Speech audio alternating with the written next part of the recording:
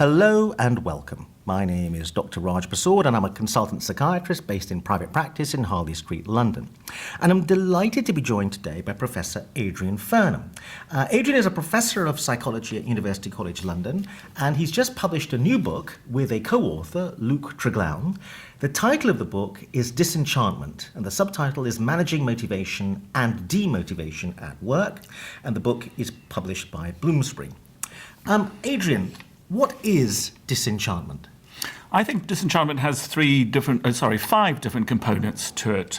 When you look at people when they first go to work, they're not expecting to become disenchanted. They're expecting to do a good job and to be happy in their work. But over periods of time, often the organisation leads to them becoming disenchanted. And I think it does so for five reasons. First of all, I think there's often the case of what I call organisational hypocrisy. That is, what the organisation says about itself and what the managers say about the organisation is simply not true. You sit at home on the television and you see the CEO spouting about the organisation you belong to. It's simply not true. And the sense of what is actuality and what they say about the organisation is not the same.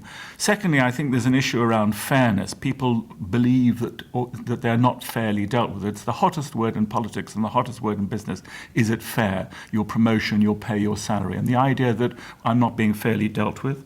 Then, of course, there's always issues around bullying and mistreatment, which happens in organisations, and we're seeing a lot of that in the press at the moment. There are other factors as well. One that I think people don't often consider is distrust or mistrust. That is, the organisation puts cameras around the buildings looking at you. They don't trust you do your work. They monitor you the whole time. Well, if they don't trust you, clearly in return you don't trust them. And that's a very important factor. And finally, I think people talk about broken promises. When you join an organisation, they say, well, if you just do this, then that will happen. You'll get promoted when. And they give you explicit promises, and those promises are broken. So when we talk to people who become disenchanted, these are the sort of themes they seem to report. So I assume that one of the reasons you've written the book is you're saying that disenchantment is pretty common in the workplace. I mean, I think it's very common. In fact, I think it's actually difficult to find people who are enchanted. Well, I think that's right. I mean, my interest has always been on the dark side of success in the workplace. There are hundreds of books on happiness, hundreds of books of unhappiness and few on happiness. And there's lots of work about how you need to get people engaged and enthused in the workplace. And yet when you speak to them, the reactions are very bad. There's a wonderful website called Glassdoor. I don't know if you've ever been to Glassdoor. And it's people complaining about their organisation. And it's astonishing how much and how often people complain. And the sort of things they complain about are the issues I've talked about: distrust, broken promises, unfairness. And if you read that, you'd think that everybody was unhappy at work. So disenchantment at work, or to put it more colloquially, being cheesed off at work, is very, very common.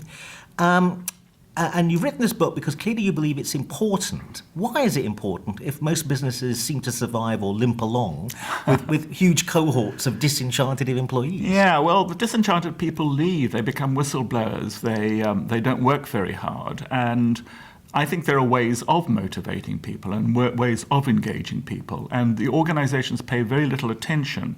They say they do, but they don't pay enough attention to the factors that lead to disengagement and disenchantment. And that's what I was trying to get at, warning them about the things that organisations do that lead people to become disenchanted. So I think your argument in the book is that organisations would benefit from having an enchanted workforce, but also the workforce would benefit. Yes. Enchantment is obviously a slightly unusual word. You could use the word engaged or enthused or motivated. I think it's got a unique theme to it. You see people who are enchanted in the workplace. Often I take my students to a little shop which are full of potters, and they're painting and making their pots. And it's quite clear how incredibly intrinsically motivated they are. They're enchanted by their environment, they're enchanted by their products. I think it's a new term, but one that carries something unique with it. You seem to be indicating that you believe you can deal or tackle with disenchantment no matter what the company does, no matter what the nature of the work. So let me put that question to you. But you also, elsewhere in the book, talk about the fact that you think certain professions, you even mentioned medicine, aren't necessarily that easily linked with a lack of disenchantment. And you mentioned potters, artisans, people who create things as being the kind of things that lend themselves more as occupations to less disenchantment. Yes, I think what we know about intrinsic motivation, and there's been books written on this particular topic, is that there are three components of intrinsic motivation, where people do get a joy from the work they do. The one is autonomy, that they have an opportunity to do things in the way in which where they work, how they work, what they work on. I, Klaus, myself, is highly autonomous as an academic. Nobody tells me what I have to write books on. Secondly, there's this idea of mastery, that most of us have certain talents, and the work allows one to show one's talents, to manifest one's talents. And finally, that there's something to do with purpose, that one's work actually has benefits not only for yourself and the company, but mankind in general. So the essence of intrinsic motivation and enchantment is having a job where you have flexibility, where you exploit and explore your talents, and where you believe you're making some sort of contribution. And you think a workforce can get together with management and design a workplace that has less disenchantment? Using the principles in your book? Yes. It sounds a bit naive, yes. I do think, however, that there are some people who are more difficult to enchant than others. I think there are those who are carriers of gloom and negativity. Equally, I think there are some jobs, very tedious jobs. I would find it rather difficult to imagine how you make a traffic warden enchanted. So I think there are some people in some jobs which make the whole issue much more complicated. But yes, in general, I think it is possible for people in an organisation with their bosses to make the workplace a much better place to be. Now, one of the things that's very interesting about your book, the title Disenchantment, like all your books, is that you always go back and refer to the basic science of the topic that you're discussing. And of course, that's a weakness in that sense. You're often writing about topics where people much less qualified than you are also writing, and a weakness of their work is a lack of interest in the fundamentals of the subject. So one of the fundamental things you start off with, and I think it's a really interesting point, is about the distinction. I mean, first of all, what is happiness, and the distinction between happiness and unhappiness, and actually there's a much more complicated relationship between these two things. Yeah. Most people assume, including doctors and psychiatrists like myself, the field seems to assume that people come to you with depression, you treat the depression, and then you're going to deliver happiness. In fact, what you're arguing in the book is that just making people less unhappy will not make them happier. And it's quite a profoundly important but complex point. Could you just talk a bit about that? Yes, it goes back to a paper published in 1969, and I got interested because my PhD supervisor at Oxford wrote one of the first books on happiness, and the joke was, in the university library, there were 583 books on depression and none on happiness. The idea being, as you said, that if you cure depression, people will become happy. And what has been shown is that these two concepts are orthogonal. They're unrelated to one another. That is, if you can indeed cure depression, that doesn't make a person happy. That happiness is something else, something quite different. In the old days, they used to talk about the two-factor theory of motivation, and the idea was that certain things prevent dissatisfaction but don't encourage satisfaction, where other things encourage satisfaction. Indeed, if you speak to people about psychology, they've heard of Freud, they've heard of Maslow, and they might have heard of this man called Hertzberg, who came up with this two-factor theory. The idea is some things stop you being unhappy but don't make you happy, and different factors make you happy.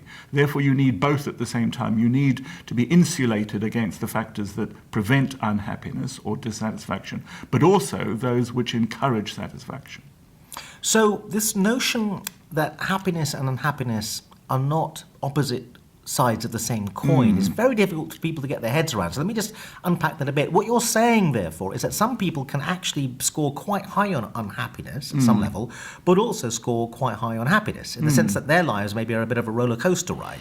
Yes, I think you find that often with sort of creative artists, that they will be, in your terminology, almost bipolar, that there will be times of great gloom and depression, but equally those of great exaltation, if they know what to do to get the highs.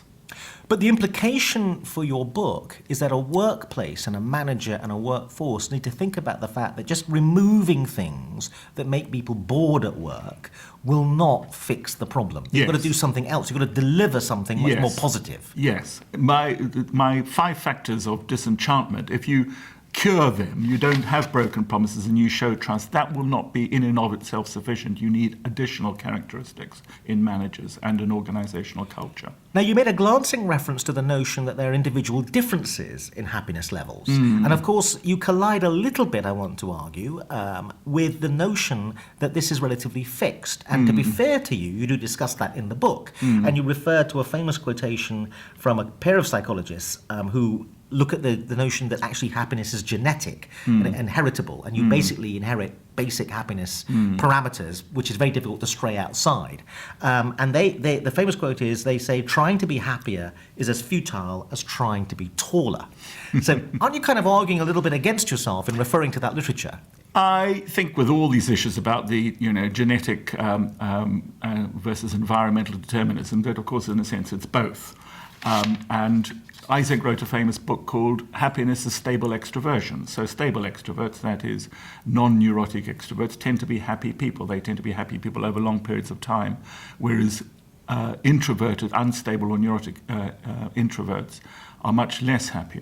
This is one factor, which I think is an important factor. It's not enough. There are also environmental characteristics. So I think there are people who are carriers of happiness. A friend of mine talks about 2 types of people. Those are life-enhancing and what do doctors call them? Heart-sinking patients. So you have the heart-sinking patient who are carriers of gloom and negativity and unhappiness, whereas the life-enhancing are carriers of happiness. Now, it's not to say they're happy all the time, but I think that there are stable characteristics which do relate to happiness and enchantment, yes. But thinking about that literature in my own practice, the stable extroversion is the secret to life, the universe, and everything in terms of happiness. It seems to me that with my inhibited, introverted patients who are depressed or anxious, they don't explore the world. They don't go because they're avoidant and inhibited. Correct. And so therefore I encourage them to overcome their anxiety and go out and do stuff. Yes. And they rebel hugely against that. But when they do it and nothing terrible happens and their world expands a bit, I believe, and you're going to correct me, I'm sure, I'm turning them a little bit into slightly more stable extroverts. In other words, they engage with the world a bit more. They're a little bit more exploratory. So I believe it's possible to become a little bit more extrovert. Yeah, I would agree with that. I mean, I think what the personality theorists would say, you're not changing a person's personality, but you're changing their behavior. You're not stopping them becoming neurotic, but you teach them better patterns of coping with stress or avoiding issues which cause stress. And in that sense, you have recommendations about how to be happy. And the recommendations are, for instance, having much more contact with other people, having a friendship network, giving gratitude, these sort of things. And the positive psychologists are very clear about this, that there are strategies that one can put into place with anybody, which will increase one's level of happiness. Now, the problem with that stuff, though, is that it seems naive, because we've both agreed that there's 2 key things to be tackled, which is that positive psychologists are introducing the positive idea there has to be a meaning to your life, a purpose, and some positive dynamic to it. But you also have to fix the depression. If your parents have just died, some calamitous life event has just occurred, all that positive psychology stuff about writing down things you're grateful for every day, it's pale into insignificance. They seem naive. What are your thoughts? Well, it happens to be the topic of my very next book, and it's about the biography of leaders and successful people. And I've been particularly interested in how people cope with very serious early adversity, the death of a parent, being seriously bullied at school, that sort of thing. And I think what the data show is you're either made or broken by these catastrophic experiences. We know, for instance, I think it's 62% of British prime ministers lost a parent before the age of 15. What does the loss of a parent do to one? Well, of course, it's utterly catastrophic. However, if you recover from that, if you are resilient enough and have help, that this will put everything in proportion. No event can ever be as horrendous as this ever again. So I think one of the things you notice when latently happy people are faced with adversity, that they don't go down as deeply. They try and reorder it. They try and reconstruct it. They try and reinterpret the event as a possible learning event, and that they can gain something from it. Now, A lot of managers listening to this, thinking and hearing about disenchantment at work, would say, well, there's an easy fix. We're just going to throw money at the problem. These people are just cheesed off and complaining. But really what it's really basically about is about compensation. And if we pay them enough, they will shut up and get on with the job. Now, there's a very interesting segment in the book where you advance a very provocative idea that money is not a motivator. Instead, you say money is a demotivator. Could you tell me a little bit about what you mean by that? Yes, I think what the literature says is if you pay people market forces and you pay them equitably in the organisation, then you're not going to get any bang for your buck. And there are three reasons for this. The first is, with regard to money, is that the effect wears off very quickly, adaptation. If I gave you a salary raise now, if I gave you a large bonus, how long would this effect last? And the answer is not a very long period of time. The second is perhaps most important of all, and that is it's not how much you pay people, but how much you pay people relatively, which is why many organizations keep secret how much people are paid in the organization. What really makes people angry is not how much they're paid, but how much they get paid relatively. Thirdly, there's the issue of alternatives. So I often go in a room and I say to a person, I'm going to make you an offer now. Would you like £10,000 or a week's extra holiday? Which would you choose? Well, depending, of course, is in the room. What is surprising is the number of senior executives who would choose the holiday. That money doesn't have motivational power. They prefer time or they prefer job titles. And thirdly and fourthly, of course, is the whole issue of escaping tax and holding on to your money. So what the psychologists say is that those who believe that simply giving people money in the way in which you would tease animals with food is quite insufficient. It doesn't take into consideration the importance of intrinsic motivation, what people are really motivated by. You have to pay them equitably, you have to pay them market forces, but beyond that, you're going to get no bang for your buck. Seems to me that money attracts people into the job sometimes, particularly in certain areas like finance, but what will keep them engaged is a different factor. Absolutely, absolutely. We know that from many, many case studies. People say, yes, it's the attractant. You see it in the job advertisement. You see these wonderful phrases like north of 200, meaning more than 200,000 a year. That is an attractant. It's a very well-paid job. But they leave quite quickly if they're badly managed or the whole organisation is deeply disenchanting. People leave managers. They don't leave organisations. And they leave well-paid jobs as equally as enthusiastically as badly paid jobs. Also, surely one of the great weaknesses of an argument is as a patient coming to see a doctor, I'm going to use a model that I work in. We're sitting here in Harley Street as we talk, and this is the centre of private practice in Britain, if not in Europe. Yet it is the case that patients can detect whether doctors in private practice are seeing them merely to make money, yes, or seeing them out of genuine interest in the patient, and as a side effect, they make money out of the encounter. Yeah. And most people have that experience. People who are clearly in it just for the money don't make as pleasant colleagues or as viable an engagement that will actually lead in the long run to better business. Yes, we've known that for a long time. It's this whole business that if you pay an artist to paint as opposed to letting them paint out of joy, they become less satisfied. You notice this when people go from amateurs to professionals. Somehow it's very different. They're now doing it for the money as opposed to the joy of the activity. And as you say, people can detect this. I'm very glad your patients can pick this up because I don't think it's that difficult. Now, you make some very interesting distinctions. One of them is the notion of passion, and there being different kinds of passion. I think you refer to harmonious passion and obsessive passion. Yes. Could you say a bit about that? Yes, this is a work of a Canadian psychologist, and the idea is that some people are literally, they are obsessive, OCD, that they are compelled to do things, and it looks like passion, and it's not very happy or not very healthy, this compulsion to do particular things, whereas harmonious is where that they seeking what Csikszentmihalyi would call flow, that you can get into a state where your total fascination, your interest, your passions, your skills all come together in a particular activity. And it is harmonious passion. It's a state of utter joy when you're doing something. You don't feel compelled to do it. You don't feel compelled to finish something, but you feel a deep desire to be in this harmonious state. I thought that one way of thinking about this distinction is that some people, I mean, basically what I think you're trying to get at is some people can look like they're enchanted at work, Yes. but actually something else is going on. And in fact, there's a very interesting discussion in the book about workaholism Yes. and different kinds of workaholics. And I thought that was a very interesting distinction. But one of the things, I think the points you're making is some of the people who seem to be always in the office might seem like great workers, but actually there's something self-destructive going on about Yes. why they're there. Partly because they're neglecting everything else, that their only sense of self, their only sense of self-worth is derived from the work they do in the office. And they will often have very sad private lives. And we know that social support and social contact is a really important factor in health and happiness. So yes, the sad, compulsive workaholic is not a happy person. Now, some other distinctions that you make in the book, you talk about two different kinds of disenchantment. They're darkly disenchanted and they're neurotically disenchanted. Yes. Could you say a bit about that? Yes. What the psychologists have been talking about for years when they talk about dark personality traits is essentially the personality disorders. So the difference between psychology and psychiatry is we talk about the personality traits, the big five or whatever, whereas psychiatrists talk about the personality disorders. And there's been an attempt to marry these two together. And one of the things you notice is that there are certain traits which are characteristic of all the personality disorders, particularly low agreeableness. Now, I think some of the recent issues around DSM-5, the suggestion is there are three characteristics underlying all the personality disorders. The first is the inability to establish and maintain happy, healthy relationships.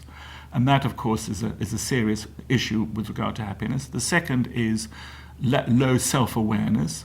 And the third is inability to adapt to change. So I think the darkness in what I've been talking about, the dark disenchantment, are the personality disorders associations with disenchantment, whereas the other is the more neurotic, the more psychological perspective on this. Okay. Now, another distinction that you make, which I think is very interesting, is about bad eggs, bad apples, and bad barrels. Yes. Can you tell us a bit about that? Yes. I think, when I'm working on this very morning, people are very interested in why people lie and steal and cheat at work, why they are whistleblowers, etc. And what organizations want to maintain is that the bad egg or the bad apple hypothesis. There is a bad person in this organization doing bad things, and we need to get rid of these bad people, whether they're eggs or apples. The apples and eggs analogy is about the extent to which they corrupt each other. A bad egg doesn't have any effect on the eggs around it, where a bad apple does. But the bad barrel hypothesis says the reason why people do bad things is not because they are bad people, but the organization has a bad culture in the sense it endorses or even encourages bad behavior, misconduct. And organizations don't like the idea of the bad barrel hypothesis because they are responsible for it and they have to change that. So they're all keen to explain they pathologize. Organizations like to pathologize individuals who complain rather than accept the fact that they are partly or sometimes totally responsible for what those individuals do. But there's another part of the book where you talk about the disenchanted tending to cluster together. Yes. And you've got a sense of, like, some companies become a club for the disenchanted. Yes. And I also got a sense that what can be very dangerous is that these bad cultures develop, but at the top of an organization, these bad apples will surround themselves. Not just that they make contact and contaminate people, they actually try to draw people in. Yes. So this goes back to a very ancient Greek idea that Aristotle promulgated about virtues, that we should be thinking about building virtuous people. And I think you've in a sense, are coming back to that, although you don't directly mention that. I think you're heading back in that direction. I don't know what your thoughts are. I think, I was doing some work for the New South Wales Police Force years ago, and they talked about poo-poos, and I said, what are poo-poos? And they said the passed over and the pissed off. And these are disenchanted people who form little networks. You can see them in cafeterias. They sit in the same place, and they get very angry, and they might, become highly political because they're so unhappy and disenchanted and alienated. They don't want to leave the organization because they know they'll never get a job elsewhere. But they feed on each other. And I've seen in one organization the best way to deal with this is to break up these little networks and cells because they think this negativity, this disenchantment is normal. They think everybody is disenchanted.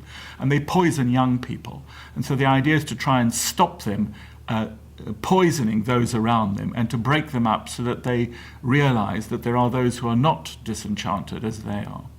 So this leads us to another idea towards the end of the book. You talk about social network analysis. Yes. This notion that emotions are contagious and contagious across networks, and maybe attitudes are contagious, Yes. and maybe disenchantment could be contagious, and maybe with the advances of new technology and social media, disenchantment can spread Yes. through a network. But you're talking about it spreading within an organisation, and you talk about social network analysis as being a powerful tool. Yes, it's more and more common these days. And the idea is that most organizations have an organizational chart, or what they call an organogram, and it explains who's head of this and deputy to that and so forth. But if you actually ask people who they like, who they trust, who they go to for information, etc., you can see a completely different network of people who might be very, very central, very, very important, quite low down in the organization. People go to them for help, they go to them for advice. And so on the one hand, you've got this explicit structure, which bears no relationship to what's going on underneath. And you can see, when you do this network analysis, you can see these cells of people who talk to each other, who cluster together. And some of them are poisonous. They are very, very negative, and others very, very positive. They're not only clustered in that way, but I think it's an amazing way. It's an X-ray of the organization, X-ray of the emotive, affective state of the organization, quite different from the formal structure. Now, we're running out of time, so I'm going to unfortunately put you on the spot a little bit and ask you a question that's going to lead you to want to run screaming from the room. But although your book is ostensibly about organizations and companies, I thought it was about much more than that, in the sense that I thought you could apply this to two other key areas that you don't directly mention. I think disenchantment can occur within families. I think many families could read this and think about the culture within a family, because the five-factor model you mentioned is relevant to families. And I say this because I did some family therapy yesterday with an extremely dysfunctional family, where some of the issues that you mentioned, like unfairness, etc., broken promises, recurred. So you can get disenchantment within families, and we need to think about the culture of a family and how to create enchantment, if I'm going to use that word, within families. And I wondered whether you can become disenchanted in a country. And I'm thinking, for example, there's a lot of interest in Venezuela at the moment as a country teetering on the edge of collapse with hyperinflation, etc., which had been a very successful country a little while ago. So what are your thoughts about that? And there's a sense, sorry to bring up Brexit, that we became disenchanted with Europe. So you could become disenchanted with more than a country, a whole block of countries. Yes. What are your thoughts? Well, I think it works very well. I mean, for instance, the broken promises idea is very powerful here. It's why you can never get a politician to give you an answer, because they're terribly scared of being seen to be inconsistent, or they promise you a great deal, that if you just do this and just do that, these wonderful things will happen. So the broken promises there, the idea of unfairness is very profound in many countries and many organizations. And also this idea of hypocrisy, this idea of the organization or the country saying, this is what we believe in, this is what we do, this is what we stand for. And it's patently obviously we don't. I think it's a very good analogy. I hadn't thought about it, but I think one could equally talk about countries which lead their citizenship to become deeply disenchanted over time. Professor Adrian Furnham, thank you very much indeed.